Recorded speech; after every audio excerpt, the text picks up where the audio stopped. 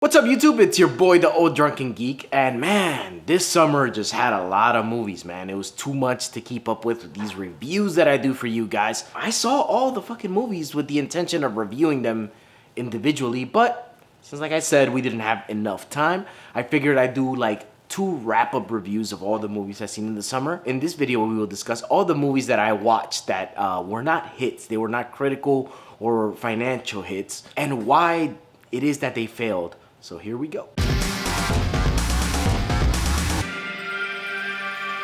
So before we start, you can go ahead and drop a like, hit that subscribe button, do all the things with the bells and such. And yeah, man, I'm just gonna start giving each one of these movies a quick review, and then I'll get into why I think they all failed and what in common all these movies have that caused them to fail. So the first movie I'm gonna discuss is Godzilla, King of the Monsters. Personally, I kind of like this movie. There was some parts of it that were really stupid and made no sense. So basically the weight of the movie was carried by all its action scenes, which is the monster fighting, which was really cool. It was, a Godzilla movie. It was like most of the Godzilla movies that I've watched. Now, I'm not like an authority in Godzilla. I don't know every detail about it, but I have watched a few here and there. And it's always the same. It has some humaning, some corny elements, usually establishes a little bit of mythology for Godzilla. And, of course, the big meal of the movie is the action, and it was the same in this one. The action, all the monster stuff was really cool, but the movie had entirely too much humaning. Way too much human stuff. I didn't care. The villain, it was kind of like a surprise villain that they had in there that I didn't care for much. Also, it feels like this story is a one-off and discard, and then the next Godzilla movie will have a new roster of characters, human characters. So all that stuff I didn't like, and I didn't think it helped the franchise at all.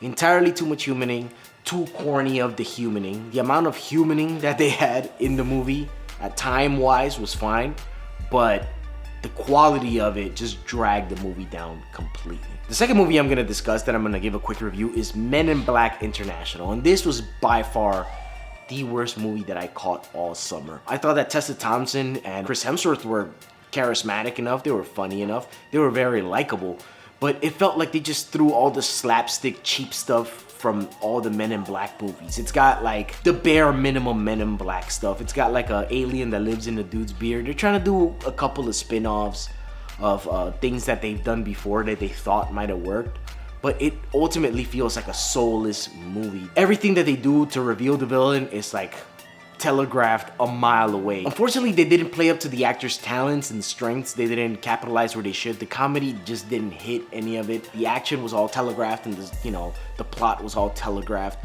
There were some interesting moments, and some moments where like, okay, this could have been good in another movie, or in another Men in Black movie, or even if they stretched it out through a series, it would have been dope.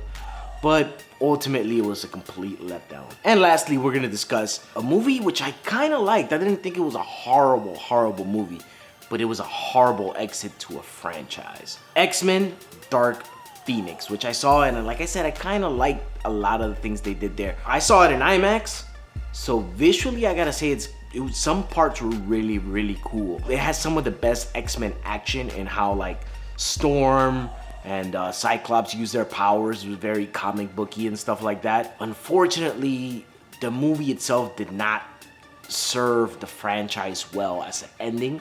It also underserved the characters, the character development they have been building throughout, the last half of these movies that they've been coming out. It also didn't serve the source material well or the mythology of the previous movies. So it was an ultimate fail in that sense. Surprisingly enough, though, they had some scenes which were the best acting in all of the X-Men movies, in my opinion. You had Nicholas Hoult, who plays Beast, had a scene with Charles Xavier, James McAvoy, and that scene was really good. McAvoy, I don't want to say as like a supporting character, but in that scene, it felt like he was a supporting character.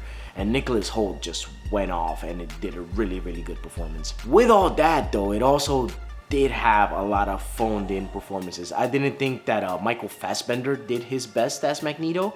I liked him, he didn't do like horrible or bad by any stretch of the imagination, but I think he could have done a lot more with what they gave him, and they didn't give him a whole lot to do was really where the source of the problem is. Also, the one who really to me just like really killed the movie in a lot of ways was Jennifer Lawrence. I think she completely phoned in her Mystique performance.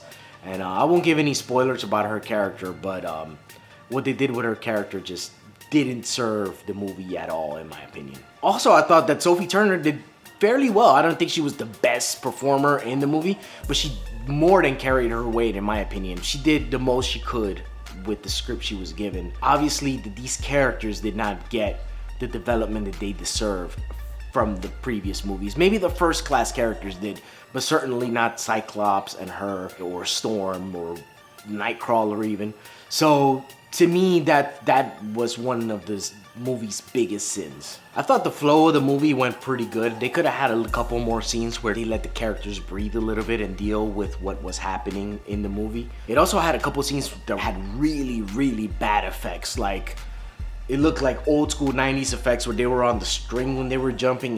There were parts that were horrible. So altogether it was just a mishmash of a good movie and a bad movie, it seems. It might have been because of the reshoots. Obviously, they changed a lot of the movie. Oh, and also the villains sucked. Like, the villains were the most one-dimensional villains you could ever have in any superhero movie. And ultimately, it was just an unsatisfying ending for the franchise.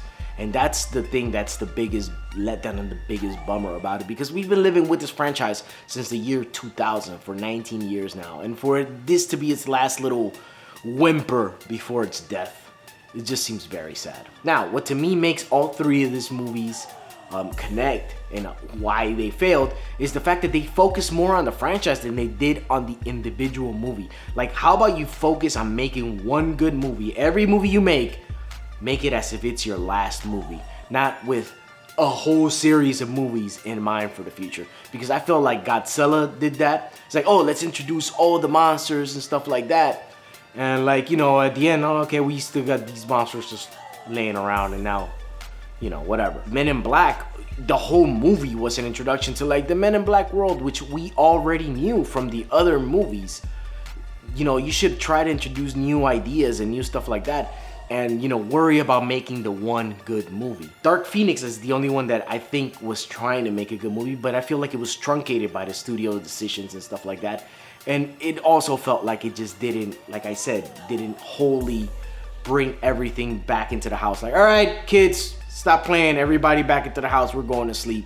That's what this movie should have done. Just, you know, corralled all the storylines that were just left hanging and, you know, brung them in and completely put them to sleep. Also, the second thing that I wanted to get into was the oversaturation of franchises and how it is spending like the goodwill of the fans. Everything has to be a franchise now, and that's how, you know, it's partially our fault for going and watching these movies every time.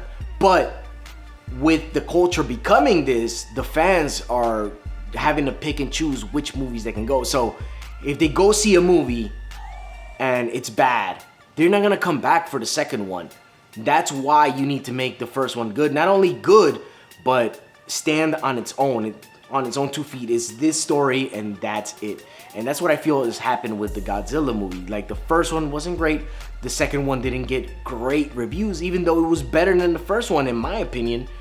And just the fans just didn't want to come out. So the studios need to start realizing that they can't just put a name out there, an IP, and expect everybody to just rush to the theaters because they know it, because the market is so saturated with other companies that are doing the same thing. And lastly, the thing that I think that connects all the reason why these movies failed is the fact that they're kind of leaning on their big star names instead of, you know, relying on what the plot is doing for the story at large. The X-Men all had their names that they didn't want to get rid of, like J-Lao and stuff like that. There's no reason that character should have still been in these movies. I feel like you've told every story you can tell with that character, for example. In Godzilla, you had a couple actors like Millie Bobby Brown that are like, you know, new, and they're like, oh, you're gonna bring them in to get people in chairs because, you know, she did good in this other project, which I don't have any problem with that, but that can't be your crutch if you're gonna be marketing a movie. And then Men in Black was like the biggest offender because it had, you know,